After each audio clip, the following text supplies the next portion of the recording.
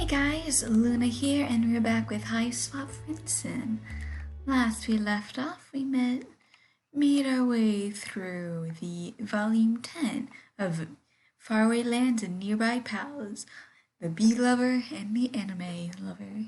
Now we are on to volume 11, Pals of Promises Made and Broken. Looks like potentially a teal blood, and who knows? Another night, another long walk. Despite the blisters, you have started to feel truly optimistic.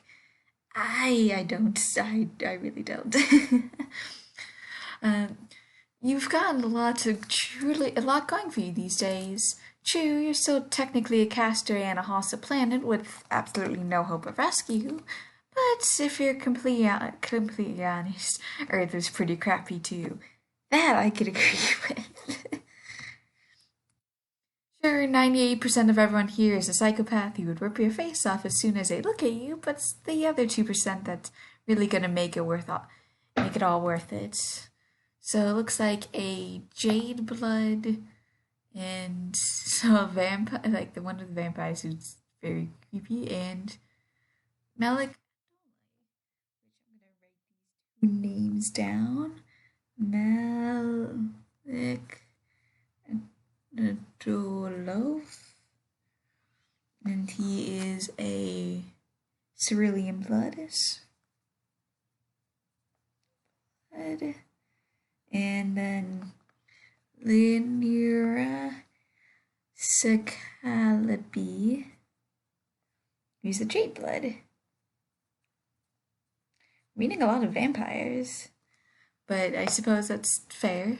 But first, for this episode, we're going to be going into Malefic Aldo's ending, so we just have to see where it takes us. And maybe you're pushing your luck at the point. A reasonable person would just hit up one of their many, many new friends and find a place to crash. But the night is young, so to speak. You have a good feeling about this particular desolate stretch of road. You're just wondering where you should hide out for the day when a long car pulls up next to you on the street. You hunch your shoulders and keep walking, hoping they're just here for the scenery. But you are literally the scenery here. So when the back door opens and two trolls lumber toward you, you can't say that you're surprised. You are a little surprised when they each grab a hold of one of your arms and drag you into the car. Up until now, you have found trolls to be surprisingly chatty.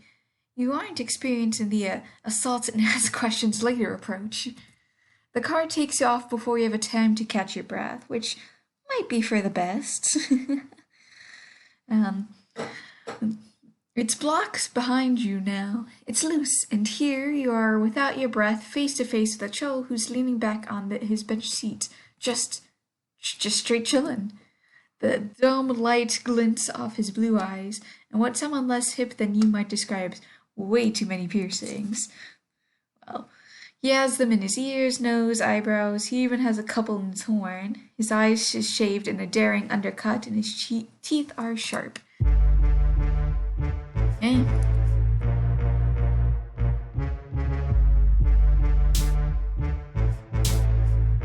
So, oh damn, some of your newfound self-confidence just bubbled up out of you like a spit up from an infant. This is going to be bad fast. Is it though? Is it really? But instead of immediately murdering you, he looks you up and down and checking you out in all of your ragged glory. Glad you're enjoying the scene. He smiles, slow and lazy. It does things to your guts, friendship things. His smile, his smile switches wire, going slightly lopsided from his piercings.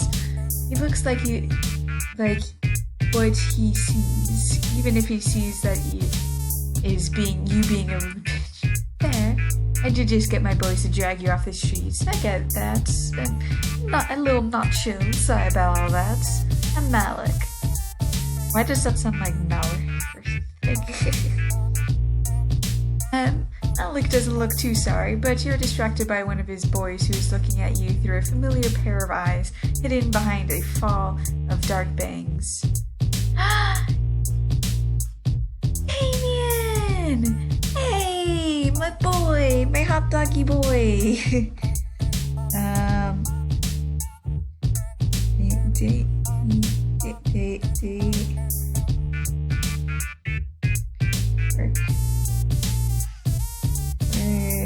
Diemen.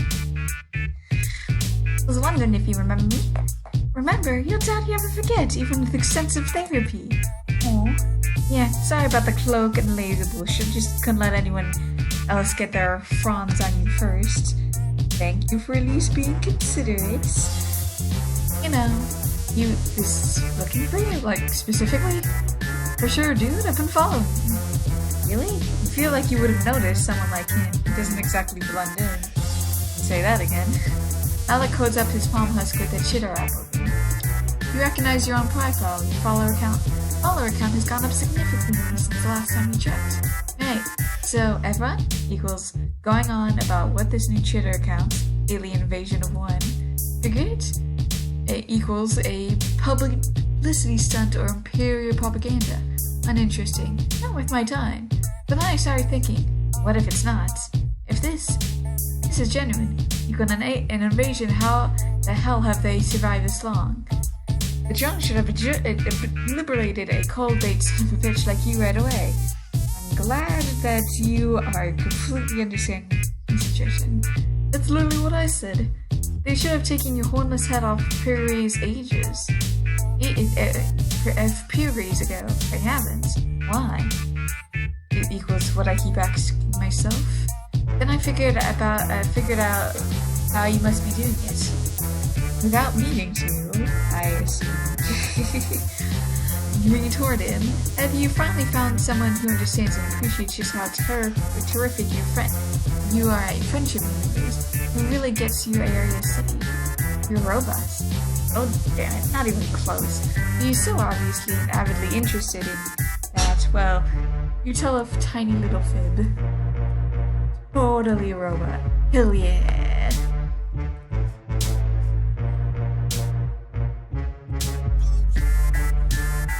Crazy. Are you a robot? Yeah, wild. Guess that makes sense though. You did have a sixth sense for me to where to find it. Mallek looks intrigued. Meat tracker. That's equals interesting. Sure. You hope you didn't try to test that functionality. You doubt you have another meat miracle in you. But all he does is keep giving you piercing looks between the tech. Seriously. I feel like I'm going to be boned so hard and nothing is going to ever come out right from this. But then he snaps a photo of you. Oh no, he's not gonna post that on Twitter, #robot. You can't be a hashtag, everyone will know you're lying and blow up your cover. Not to mention your mentions. Don't worry about that, social media gives me hives.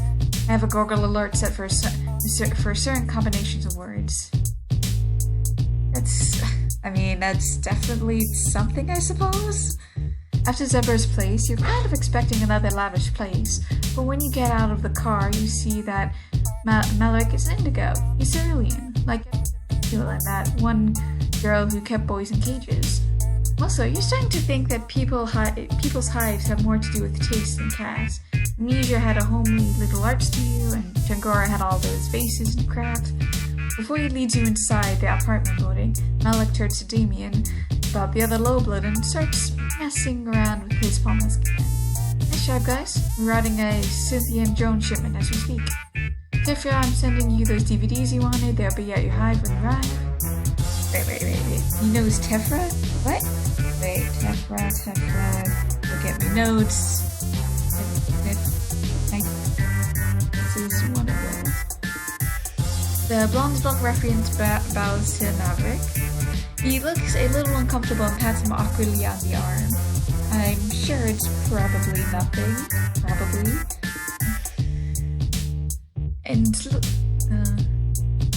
And Diemen, I'll send you your shit to the shrub you live in. Thanks, man. You know my office still stands. Got a couple other coops if you get sick of living rough. Diemen shrugs. Thanks, but I can't be tied down. Nice to see you again. It's something, I guess. You and Mallek ride the elevator all the way up to the top of the high street, and he leads you into a surprisingly tasteful loft apartment. Come on, my shit equals upstairs. Isn't this whole apartment and shit? Yeah, technically. Let's go upstairs, though. Sure, okay, that's sure. He brings you up to a higher level that has a Recupercoon shoved against one wall and a couch shoved against another. But they both afterthoughts to just an ungodly amount of computer grit. Right when you get here, you probably wouldn't have been able to tell that's what it was, but now that you're used to it turning into a bug tech, squishy and organic and almost certainly alive, at least in the way that plants are alive. Though a couple's wires in there are most definitely slithering. I don't like the idea of just wires moving around. Mallek sits down in front of one of the screens and wakes it up with a single swipe of his claws. He dresses you lazily into one of the several office chairs. It squeaks as he sits down and sinks a little under your weight. Ooh, that sounds super comfy actually. He proceeds to ignore you as he slides a little pair of thin-framed glasses onto his nose, typing a list of commands into a text box. Then he pushes himself across another screen with an alert flashing in one corner. You know what this is all adding up to. He's an IT guy. No, I prefer to be called... Oh, shit, huh? I have this joke where I do where someone calls me a hack and I say, I prefer the term information specialist. And now that equals ruined. Oh shit, hacker's totally your next guess. You can do it again. Nah, it's gone. No worries. So he's a hacker? I mean, I guess, I suppose. Just going with the flow. That's pretty cool and subversive. You wonder if he's part of Tesir knows Tesir's secret anti-government movement.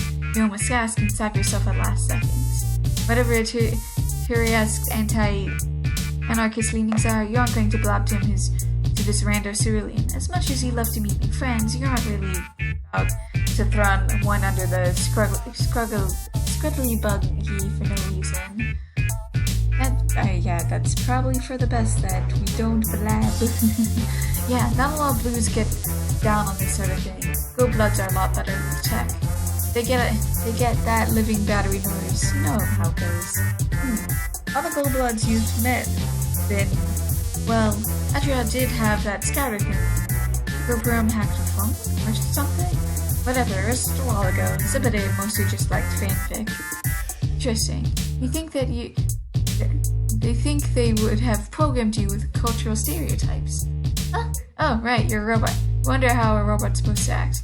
You sit up straight and think about circuit boards. Mallek messes around some more on his computer. Hopefully things go well, but I doubt it. He mentions more on his computer and frowns. Then he frowns some more. Then he reaches down and picks up one of the thick purple wires and messes from the mess on the ground. He pauses. Apparently, he isn't sure where to stick it.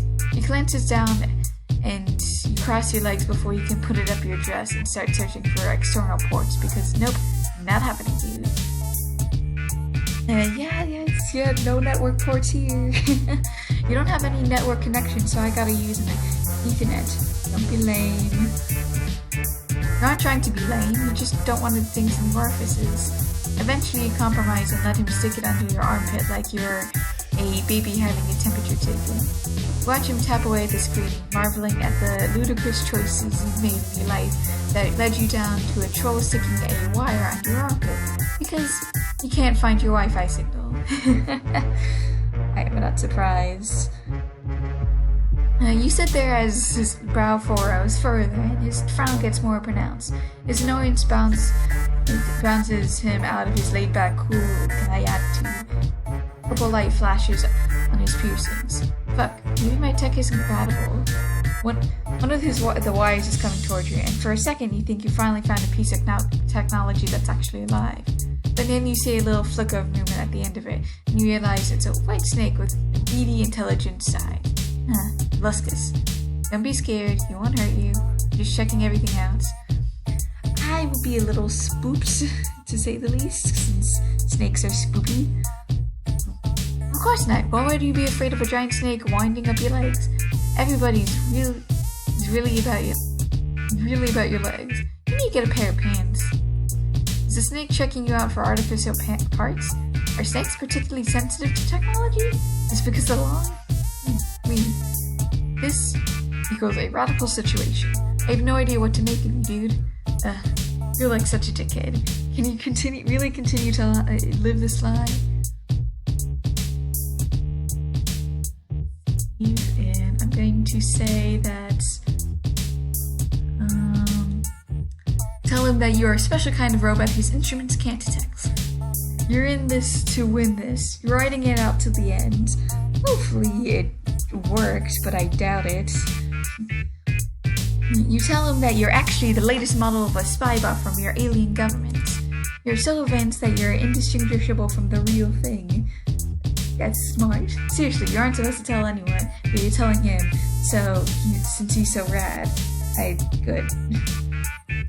This is terrible. You just promised yourself the other day you would stop lying to make yourself look good. Or in this case, make yourself look like a robot. Besides, he's never gonna buy it.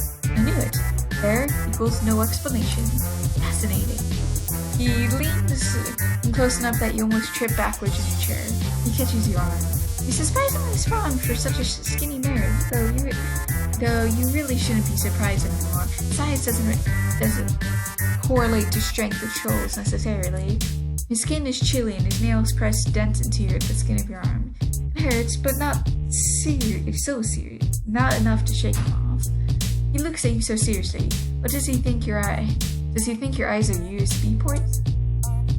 You apologize that your robot specs are not the right ones. Mallek breaks out the trains and lets go of your arm. Are you kidding? What am I, some sort of script revealer? This rules. I'm gonna be the first to crack you. Yikes. You half expect him to take out some sort of torture screwdriver and start prying you open. Instead, he gives you another one of those unusably flirty smiles. When I'm done with you, I'm gonna own your entire system. Do you really think that's a good idea? Well, I'm hungry. You hungry? That he takes off the steps, jumping the last few and vanishing down into the kitchen. You are left there blinking at his afterimage. It sounded like he was hitting you back there, but then he just pranced down the stairs like a bejeweled phantom. This kitchen is a mess, and I wish you would clean up, but I can't really do anything about that, because why would I be able to do anything about that? You creep down the kitchen to find him pulling out things from the cabinet, opening the fridge with his toes, and slamming the shelf for hard cakes and all the stuff on the top of it. Palm Husk rings and pulls it out of his pocket, answering it, and spitting a bunch of jargon at the person on the other end. He does all this while rooting around the drawer of cutlery, talking loud enough to be heard over the rattling. Smart. I'm glad you're realizing that you might not be heard. All you know about hacking is that it's usually done by a bunch of greasy dudes with glasses and Dorito dust on their fingers. Usually there's a girl and 2 hats. You're unsure which trope Mallek is yet, possibly a combination of all of them. Sure about that. I haven't tried fucking with robots yet, really. So far I've only reprogrammed Jones remotely. You realize blatantly that he's no longer on the phone and is instead talking to you. Alright, you mentioned something about earlier with the Diemen hacking into John to reroute their deliveries. Yeah, rerouted. It's easy. I got almost all my gear that way. All the good stuff, reserved for blues. Wait, is it Mallek a blue? He laughs and puts a pan on the stove. As if, sure, cerulean is blue, but barely. Every indigo you meet, gonna make sure you know it. That's actually kind of interesting that that's such a bad level of differences. You want to ask him if you can help him with anything, but you barely know how to cook when you're on your own planet. He pauses with 2 eggs above a mixing bowl. Hey, you like clucked beast embryos? What now? He cracks the eggs. The yolks are purple and runny. Your stomach burps uncomfortably. Oh my bad. Can you even eat? What? Oh yeah, robot. Of course you can eat. It wouldn't be a very clever disguise if you couldn't eat, right? Although, now that he mentions it, you really haven't been eating as much as you did on Earth. The meals you have had have been few and far between. You aren't even really that hungry. Weird. Oh god, what if you are a robot? Plot twist! That's funny. But it's just because you haven't been eating, your body is just not that hungry. Mallek is not privy to your existential crisis and therefore keeps cracking eggs. Like beast embryos. God, child words are so ridiculous. Not really. No language equals inherently any more ridiculous than other, subjectively. They really should have programmed that in when they taught you to read a Tyrion. Wait.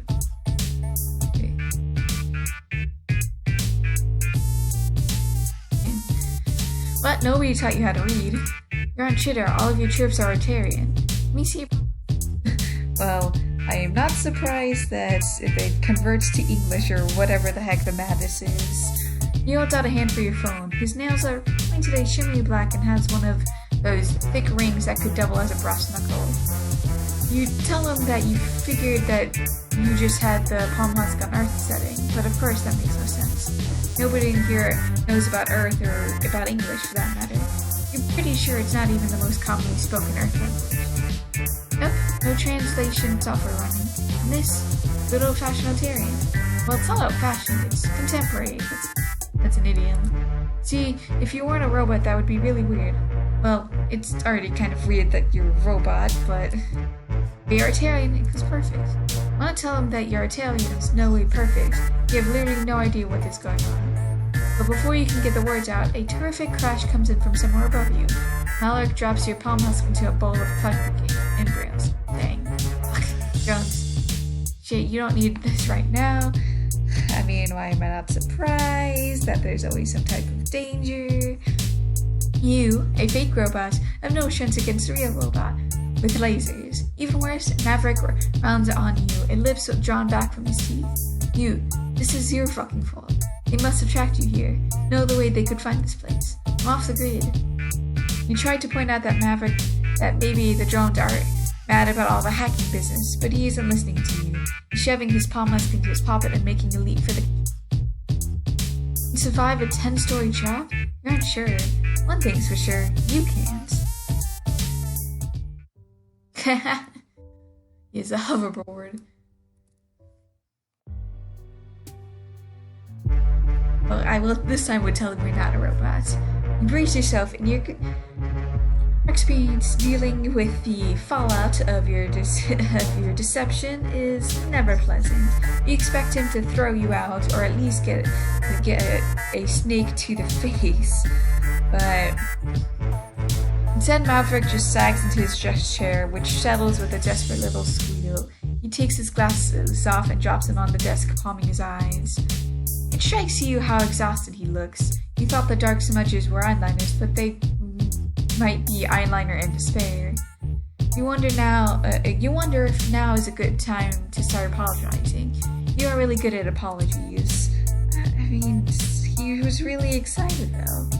It's chill. I was the one that grabbed you off the streets. You're probably scared of what I'll do to you if you weren't what I hoped you were. Well, more like... more like you're worried about the friend opportunity that would soar down the train. But yeah, okay, you're also a little scared. You still are. It's a total body-encompassing ambient fear that is always buzzing in the background of everything you do on Arteria. So sublime and subliminal that sometimes you wonder if it's the total opposite. Complete absence of fear. I mean, that is a good thought. That equals Diemen. In retrospect, it equals pretty fucking stupid to assume a robot is going to solve my problems. Very true. In your limited experiences, more robots equals more problems. Yeah, it was just something new, you know? Something I haven't tried yet. What is he's exactly trying to do? He seems to be pretty well off with hacking drones and stuff like that. Maverick laughs. Yeah, hacking drones. That equals all just bullshit. His luscious curls around his ankles affectionately. He gives him a little nudge. His palm just rings and he pulls it out of his pocket and just looks at it for a couple seconds. Can't deal with this right now, come on. What's going on? I'm actually kind of curious. He heads down to a low floor waiting at the bottom of the steps to see if you are following.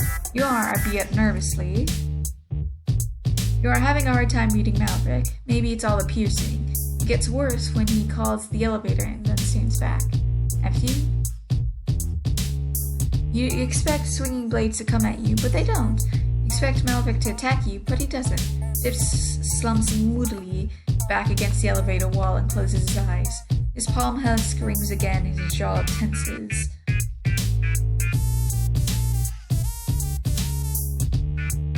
The elevator goes past the lobby, then it goes past the basement. The sub-basement. Fuck, what's the sub of a sub-basement? Dude, what? The sub-basement is just a square, dungeon-like space, damp, trickling down the walls. Your stomach crumples and your heart bounces up into your throat. Oh no, is this Maverick's cerulean murder dungeon? A phantom pain presses against your ribs and arms. A Mallek just leads you through a gap in the wall that you intentionally took for a shadow. It opens into a tunnel with rough stone walls and clearly man-made or troll-made.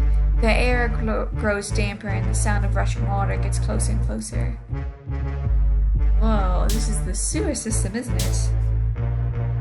You emerge from the tunnel and find yourself at the bank of a wide underground river. Maverick sits down at the edge of the overlook. Sit down, sigh. This equals not as comfortable as the loft. Oh man, Maverick brought you down to a special place. I don't know if you call it special, but it's a place I come to a lot. I mean, it's certainly something. You sit down next to him. You get how this would be pretty zen, just watching the dark water flow by. The walls glow with an eerie bioluminescent, digging craters underneath Maverick's tired eyes. Also, he pulls out his phone.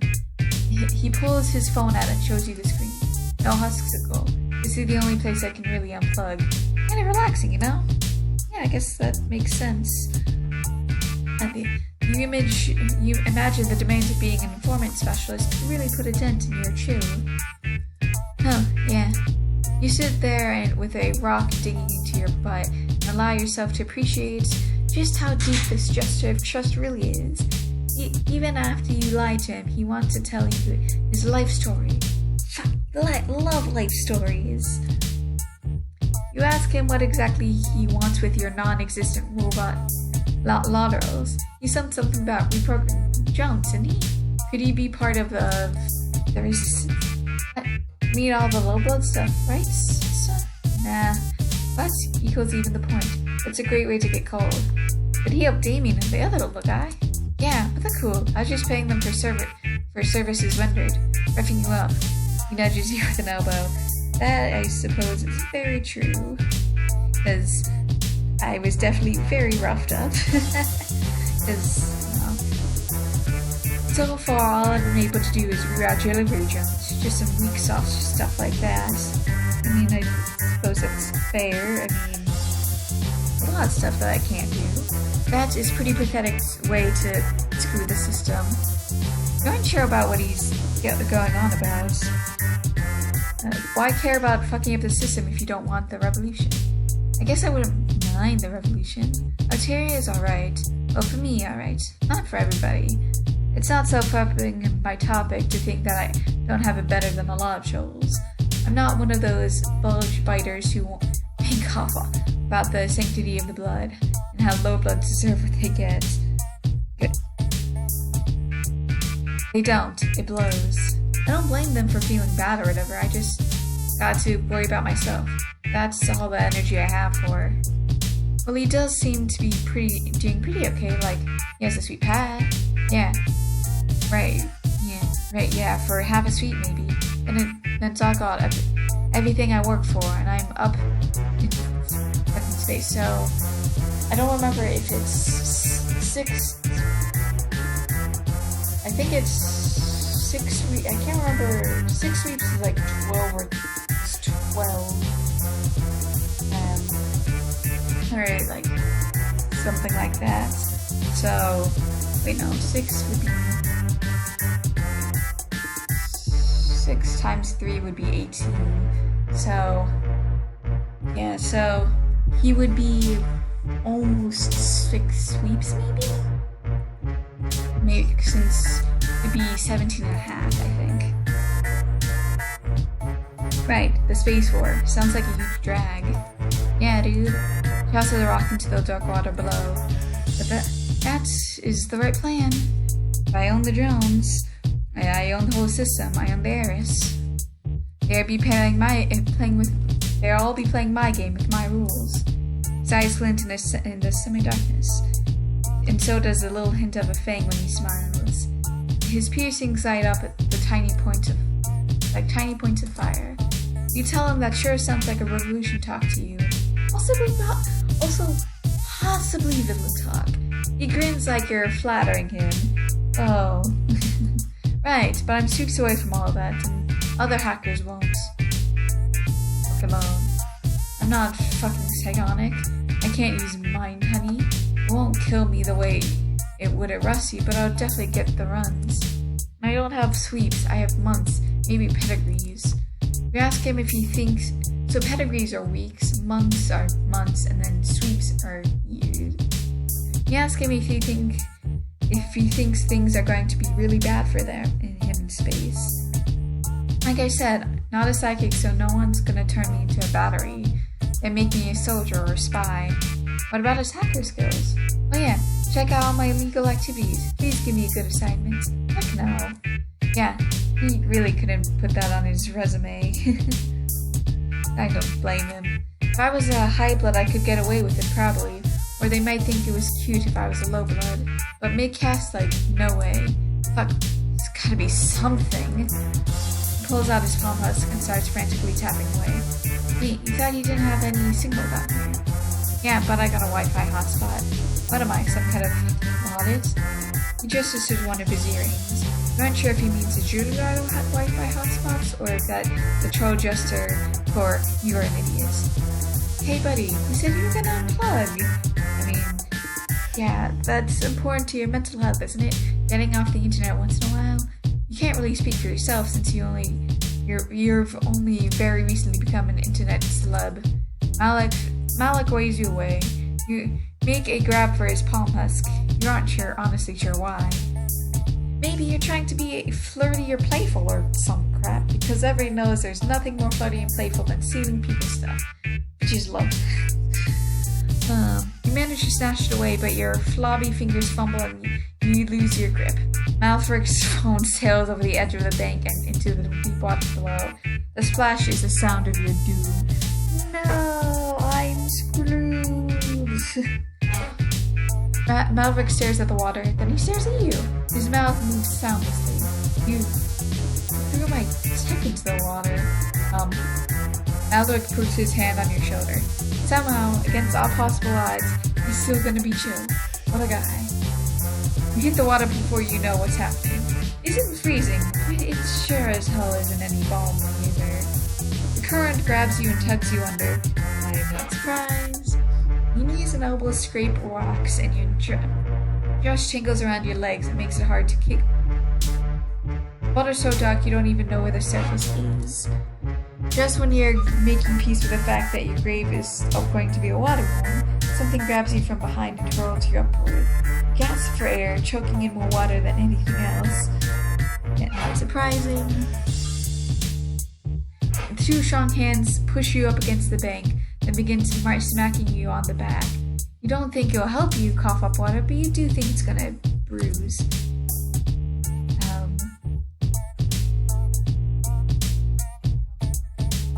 My bad? That was a reflex. You threw my shit in the water, so I threw yours. You okay? You hack up one more gasp of water and give Mallek a thumbs up. He's what as you are, his hair slicked back off his forehead. It makes his eyes look huge and impossibly blue. He jumps in to save your clumsy ass. Your shirt is gone, and hey, you know the location of 2 more of his piercings. You apologize for grabbing his phone. In retrospect, you should not have tried to be cute at the edge of a river. Yeah, you don't have to try. I mean, fuck. Maverick flushes. Right now, you just look like a giant squeak beast. Sorry, I fucked up your rump throws. I'll let you something. Cool, you kind of over this dress anyways. Hey, Malefic cheers his claws together. You're not gonna tell people what I said earlier. I'm not. No, not afraid to go off plan. I just, you know. Don't worry, everything's gonna be okay, buddy. This time you do know. You tell him his secret is safe with him. If you find any actual robots in your travels, you send him his way. Hey, thanks. Here. He helps you to use feet. It's cold down here. I'll get you something when you get back upstairs, as long as you don't mind wearing my sign. You honestly can't think of anything you like more, honestly. Friendship. Go back here and say, hey, murmur hello while trying not to meet those alarming blue eyes. Because although you amass quite a high cast of blood hose, you know what blue typically means for you. Yanks a clock. You don't love this idea of throwing yourself out of a moving vehicle, but you also don't love being stuck inside one with the high blood. Yeah, and of course you don't want to be stuck with high blood. And past evidence has shown that although wild acts of foolhardy daring end up in pain and embarrassment, you have not actually been killed yet. If you don't die, then you probably won't die now. This is 100% how probability... No, it's not how probability... Kind of how probability works, but not exactly. Open the door before the troll or his ruffians ever had a chance to protest. You ollie out of there. You're right, you don't die, but it sucks. Sweet plan. We're going to end this here. I hope you guys have a good day, night, week, month of your lives. May the stars forever guide your path for wherever it might lead you into the future. Goodbye.